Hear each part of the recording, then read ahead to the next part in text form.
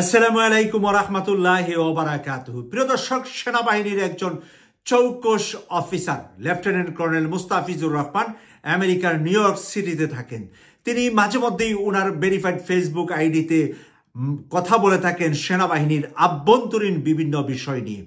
আজকে উনি কথা বলেছেন সেনাবাহিনীর আভ্যন্তরীণ কিছু বিষয় নিয়ে, যেই কথাগুলা একেবারেই স্পর্শকাতর, এবং সেই কথাগুলা আমরা সেই কারণে আপনাদের সামনে তুলে আনছি যে যারা বঞ্চিত হয়েছিলেন সেনা অফিসার, সেনাবাহিনীর সিপাহী থেকে শুরু করে বিভিন্ন পর্যায়ের সেনাবাহিনীতে কর্মরত মানুষ, স্বৈরাচার শেখ হাসিনা যেভাবে তাদেরকে বঞ্চিত করেছিলেন, তাদের ন্যায্য অধিকার থেকে বঞ্চিত করেছিলেন, এবং বিডিআরের সাথে জড়িত থাকার কারণে ব্রিগেডিয়ার জেনারেল থেকে শুরু করে বড় বড় অনেক অফিসার, লেফটেন্যান্ট কর্নেল বহু অফিসার থেকে শুরু করে বহু সেনাবাহিনীর ব্যক্তিদেরকে বিনা অপরাধে শাস্তি দিয়ে সেনাবাহিনী থেকে তারা বের করে দিয়েছিলেন।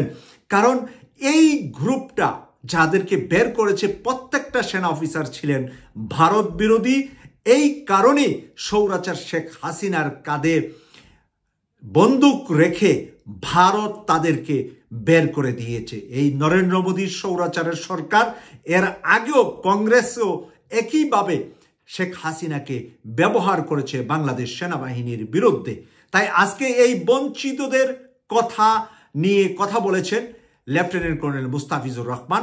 আমরা একটু মুস্তাফিজুর রহমানের বক্তব্য আপনাদের সামনে এখন তুলে ধরব।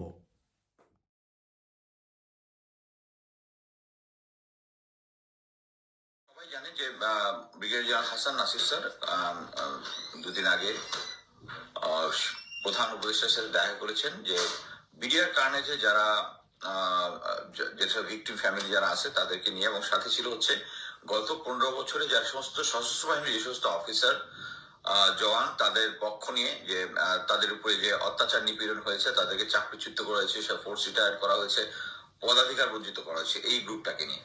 তো ওখানে গিয়ে ওনারা জানতে পারলেন যে অ্যাকচুয়ালি এর আগে যে সমস্ত অ্যাপ্লিকেশন অফিসাররা করেছিল প্রপার চ্যানেলে জেনারেল ওয়াকারের কাছে, অফিসে মানে সেনাপ্রধানের কাছে, কোরোর মাধ্যমে, কোরো হচ্ছে অফিসার্স রেকর্ড, এবং আরেকটা হচ্ছে যারা লেফটেন্যান্ট জেনারেল হাফিজ, যিনি হচ্ছে প্রধান উপদেষ্টার ডিফেন্স অ্যাডভাইজার, পুছে না দেওয়ার ফলে উনি যখন এটা জানলেন, এটা নিশ্চয়ই কনসার্ন মানুষকে বলেছেন যে এটার ব্যাপারে ব্যবস্থা নিতে। সো সেনাবাহিনী কি ব্যবস্থা নিয়েছে এটাই বলতেছি। 31শে ডিসেম্বর একটা চিঠি বের করেছে সেনা সদর থেকে, পিএস ডাইরেক্টর থেকে। সেটা হচ্ছে এখন পর্যন্ত যে সমস্ত অফিসার সৈনিক বা যারা ভিকটিম, তারা সেনাপ্রধান বরাবর অ্যাপ্লিকেশন করার জন্য বলা হয়েছে, মানে হচ্ছে মার্সি পিটিশন। এটা একটা সেনাবাহিনীর সিস্টেম আছে। যদি অনেক সময় দেখা যায়, অনেক সময় যাদের চাকরিচ্যুত হয়, কিছু কিছু ক্ষেত্রে আছে যেটা হচ্ছে মোরাল টার্পিটিউড গুলাকে দেখা হয় না মার্সি পিটিশনে, বাট অন্যান্য সময় অনেক সময় অফিসার, জ্যেষ্ঠ সৈনিক এরা ভিকটিম হয়ে যায় বিভিন্ন সিচুয়েশনের কারণে। সো এদের জন্য যেটা করা হচ্ছে, তারা মার্সি পিটিশন করলে পরে তাদেরকে রিটায়ারমেন্টের বেনিফিটটা দিয়ে দেয়। যেটা আমি কয়েকদিন আগে বলেছি, ব্রিগেডিয়ার জেনারেল বাড়ি, যিনি আমেরিকায় আছেন, যিনি হাসিনার প্রসিকিউশন থেকে বাঁচতে আমেরিকাতে রয়ে গিয়েছিলেন, এখন উনি গিয়ে ফরমাল সারেন্ডার করেছেন মাসখানেক আগে, এবং তাকে ওয়াকার স্যার চাকরিচ্যুত করে দিয়েছেন এবং বলেছে মার্সি পিটিশন করো। এখন এই যে এতগুলো অফিসার, এদেরকে মার্সি পিটিশন করার জন্য বলছে সেনাপ্রধান। এখন আপনি একটা জিনিস দেখেন, মার্সি পিটিশন হলেও আপনাকে এটা প্রথমে হচ্ছে ক্ষমা চাইলেন, ক্ষমা চাওয়ার পরে তারা যদি মনে করে যে এটা মার্সির যোগ্য, তাহলে এটা মার্সির যোগ্য করবে, আর যদি না মনে করে তাহলে এটা করবে না।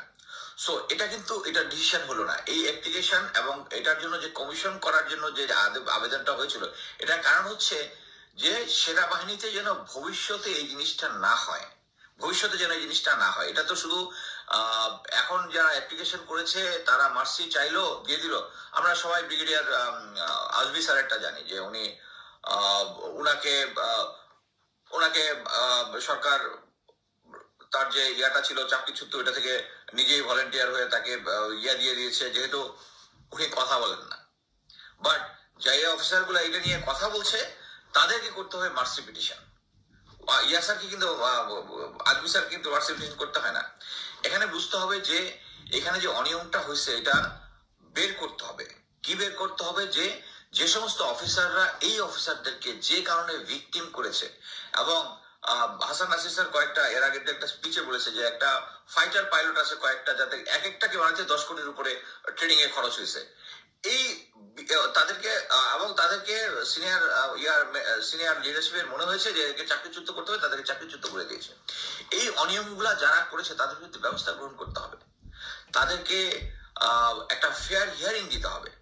কিন্তু জেনারেল ওয়াকার এই ফেয়ার হিয়ারিং দিতে ইচ্ছুক নাই।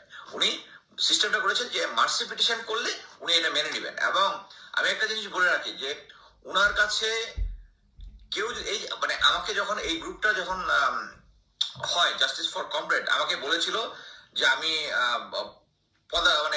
পদ বঞ্চিত। আমি বললাম না, আমি জেনারেল ওয়াকার স্যার জেনে বুঝে করতেছে, এবং তারা বিশ্বাস করে যে এই অফিসার যারা আছে, ভিকটিম অফিসার যারা আছে, তারা আসলেই দোষী, এই জন্য তাকে মার্সি পিটিশন করতে হবে। আমি এটা তীব্র বিরোধিতা করি। এখানে যে সমস্ত অফিসাররা এখানে অ্যাপ্লিকেশন করেছে তাদের একটা অংশ হয়তো বা দোষী, এর মধ্যে আমরা যারা করেছে সবারটা যাচাই বাছাই করা সম্ভব নয়। কিছু যদি মোরাল টার্পিটিউড কেস থাকে এগুলো অ্যাকসেপ্ট হবে না, এটা আমরা সবাই ভালো মতো জানি। কিন্তু জেনুইন কেস যেগুলো আছে আমরা সেই জিনিসগুলাকে একসাথে তারা কেন মার্সি পিটিশন করবে, এই মার্সি পিটিশনটার তীব্র নিন্দা জানাই। এবং আমি মনে করি এটা সেনাবাহিনী এবং প্রধান উপদেষ্টার সমন্বয়ে একটা কমিশন গঠন করে এই জিনিসটার একটা প্রপার হিয়ারিং হবে, এবং হিয়ারিং হয়ে এবং তখন আর্মি হেডকোয়ার্টার আসবে তাদের তথ্য প্রমাণ সবকিছু নিয়ে। এতদিন যেটা করেছে অফিসাররা এবং সৈনিকরা অ্যাপ্লিকেশন করেছে, তাদের director military intelligence brigadier Salim Azad ওটা ট্র্যাশে ফেলে দিয়েছে যে তারা জেনুইন কারণেই তাদেরকে চাকরি থেকে আউট করা হয়েছে। সো আমি আশা করব প্রফেসর ইউনুস এই ব্যাপারটা স্যার ভালোভাবে জিনিসটা দেখবেন, এবং সেনাবাহিনীকে একটা জিনিস খেয়াল করে দেখেন, আমরা এখন পর্যন্ত যদি কোনো প্রেশার ক্রিয়েট না করার আগ পর্যন্ত আমরা কোনো কিছু আদায় করতে পারি না। সেম অ্যাজ শেখ হাসিনা, তাদেরকে মানে যেটা বাংলায় বলে গলায় পাড়া দিয়ে না দেওয়া পর্যন্ত তারা এই জিনিসটা অ্যাকসেপ্ট করবে না।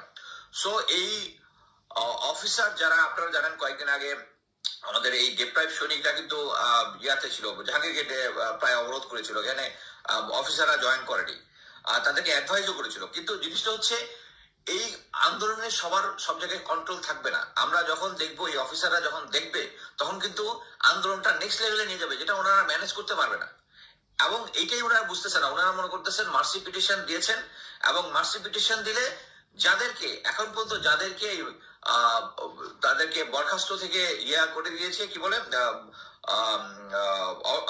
স্বাভাবিক অবসর যেটা যাদেরকে দিয়েছে, যে শুধু বেনিফিট দিয়েছে, তারা মুখ বন্ধ রেখেছে। তারাও আশা করতেছে যে এই পার্টি মুখ বন্ধ রাখবে, হচ্ছে তাদেরকে এই জিনিসটা চাপিয়ে দিয়ে যায়, তাদেরকে এই ফেসিলিটি গুলা দিবে। সেনাবাহিনীর এই দক্ষ জনবলকে যারা সেনাবাহিনী থেকে আউট করে দিয়ে দেশ ও জনগণের ট্যাক্সের টাকার ক্ষতি করেছে, তাদের জবাবদিহিতার মধ্যে আনতে হবে, যেটা ওয়াকার স্যার এখন পর্যন্ত রিয়ালাইজ করতে পারতেছেন না। সো আমি আশা করি এই চিঠিটা থাকতে পারে, কিন্তু এখানে কি অ্যাপ্লিকেশন আমার মনে হয় না এই গ্রুপ, আমাদের গ্রুপের ভিতর থেকে এটা নিয়ে ডিসকাশন হয়েছে, এটা নিয়ে কেউ কথা বলবে। সো আমি আশা করি এই জিনিসটা নিয়ে একটা কমিশনের মাধ্যমে একটা ফেয়ার হিয়ারিং হয়ে যাদের যেটা, এবং আমি স্ট্রংলি বিশ্বাস করি যে এখানে যে সমস্ত অফিসাররা আছে তাদের মধ্যে অনেক কোয়ালিফাইড ক্যাপেবল লোকজন আছে, যাদেরকে বর্তমানে যে আমাদের মধ্যে তো একটা আমাদের সেনাবাহিনীর এই দাবি দেওয়াগুলো কিন্তু শুনতেছে না। এর মধ্যে একটা বেসিক পার্থক্য হচ্ছে সিভিল আমরা ইচ্ছা করলেই আদালতে যেতে পারবে, কিন্তু আমাদের সেনাবাহিনী এই লাস্ট যে কনস্টিটিউশন, আমি এই জন্যই কনস্টিটিউশনটা ছিঁড়ে ফেলে দেওয়ার পক্ষে। এই কনস্টিটিউশনের মধ্যে আছে আমরা সেনাবাহিনীর সদস্যরা যদি ন্যায় বা অন্যায় যেভাবেই আমরা চাকরিচ্যুত হই, আমরা আদালতে যেতে পারবো না। আমাদের এই যে এখন যে সেনাবাহিনী যে স্টাবার্ননেস দেখাচ্ছে যে তাদেরকে মার্সি পিটিশন করতে হবে, এই জিনিসটা হইতো না যদি কনস্টিটিউশনে আমাদেরকে এই সাপোর্টটা দিত। এটা একটা ব্রিটিশ ল, কিন্তু এই ব্রিটিশ লটাকে ইন্ডিয়া কিন্তু অলরেডি চেঞ্জ করে ফেলছে। ইন্ডিয়ার যে কোনো দর্শক, আপনারা এতক্ষণ পর্যন্ত লেফটেন্যান্ট কর্নেল মুস্তাফিজুর রহমানের মুখ থেকে কথাগুলা শুনছিলেন। লেফটেন্যান্ট কর্নেল মুস্তাফিজুর রহমান যে কথাগুলো বলছে, এই সেনাবাহিনীর ভিতরে ভারতপন্থী সেনাবাহিনী যারা আছে, যাদেরকে শেখ হাসিনা ভারতের পা চেটে বড় করেছে, তারা এখন দেশপ্রেমী সেনাবাহিনীদেরকে যাদেরকে বঞ্চিত করেছিল শেখ হাসিনা, এখানে কয়েকজন সেনা অফিসারের নাম উনি বলেছেন। আমি ব্যক্তিগতভাবে বেশ কয়েকজন সেনা অফিসারকে চিনি এবং তারা আমার সাথে বেশ কয়েকটি লাইভ টক শোতেও তারা যুক্ত হয়েছিলেন। এখানে ব্রিগেডিয়ার জেনারেল হাসান নাসির স্যারের কথা বলেছেন, যিনি আমার সাথে বিডিআর নিয়ে বেশ কয়েক বছর আগে লাইভ টক শোতে যুক্ত হয়েছিলেন। এখানে ব্রিগেডিয়ার জেনারেল আমান আজমির কথা বলেছেন। ব্রিগেডিয়ার জেনারেল আমান আজমি আয়নাগড় থেকে বের হয়ে কয়েকটি লাইভ টক শো আমার সাথে করেছে। তাই এই কারণে সেনাবাহিনীর আভ্যন্তরীণ এবং সেনাবাহিনীর চৌকুশ অনেক যাদেরকে বঞ্চিত করেছে শেখ হাসিনা, তাদের মধ্যে অনেকের সাথে আমার ব্যক্তিগত যোগাযোগ এবং ব্যক্তিগত সম্পর্ক থাকার কারণে আমি লেফটেন্যান্ট কর্নেল মুস্তাফিজুর রহমানের কথাগুলাকে 100% সমর্থন করছি যে এইভাবে হাসিনার পেতাত্তারা, হাসিনার দোসররা এখন সৎ অফিসারদেরকে তাদের সম্মান, শুধুমাত্র সেনাবাহিনীর অফিসার না, এখানে কিন্তু সৈনিকদেরকেও বঞ্চিত করেছে। যারা একটু নামাজ পড়তেন, যারা আজান দিতেন, যারা কোরআন তেলাওয়াত করতেন, এই সমস্ত যারা দাড়ি রাখতেন সেনাবাহিনীর ভিতরে, এদেরকে চিহ্নিত করতেন ভারতের র এবং আওয়ামী লীগের ওই দোসর সেনাবাহিনীরা। এবং তাদেরকে এই কারণে, মুসলমানিত্বের কারণে, দাড়ি রাখার কারণে, নামাজ পড়ার কারণে, ভালো কথা বলার কারণে, হ্যাঁ, যারা দুর্নীতি করে না, যারা মানে যে কোনো জিনিস পেলেই, কুকুর তো যে কোনো জিনিস পেলে খায়, মানুষ তো যে কোনো জিনিস পেলে খায় না।